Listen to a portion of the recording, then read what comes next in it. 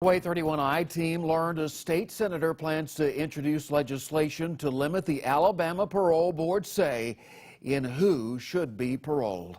That's partly because of our investigation into the parole board and the dangerous people they've been letting out. Thanks for watching tonight. I'm Greg Privet. Senator Cam Ward from Alabaster pushed through the Justice Reinvestment Act of 2015. It changed parts of how the parole board operated. As a result, the board began hearing early parole cases for violent inmates. Ward now wants to introduce a bill that would limit the parole board's power on cases like this. Way 31's Brecken Terry is live tonight with details of the senator's plan. Brecken. Through an exchange of emails, Senator Cam Ward told me his bill would not allow the parole board to hear Class A felony cases like rape or murder for early parole. He said only after a person has served 85% of their sentence would they come up for parole on these violent offenses.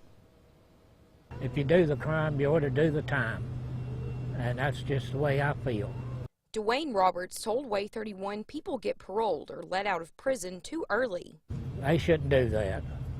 Especially these child offenders and stuff, they ought to be put under the jail instead of in it.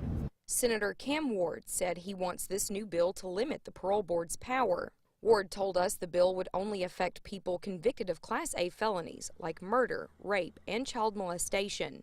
Those convicted of these crimes would not be allowed to even come up for parole until 85% of their sentence is served. We are not only concerned about exactly what we sort of has seen through the last several months about the early parole cuts and the consideration of those that were violent offenders. Attorney General Steve Marshall and the governor have already taken action against the parole board, halting early paroles temporarily and giving the board another 30 days to come up with a new plan to fix their problems. Marshall tells us when someone comes up for early parole, it's like a slap in the face to the justice system. And after somebody has been sentenced in violent crimes, and when I see that the parole board is doing something very different than what I and prosecutors around the state promised victims would happen, then it definitely becomes very personal. Now, I asked Ward if a rough draft of this bill was in the works or already completed, and he did not say at this point. We do know that he plans on introducing it in the next legislative session, which will be in 2019. Live in Huntsville, Brecken Terry, Way 31 News.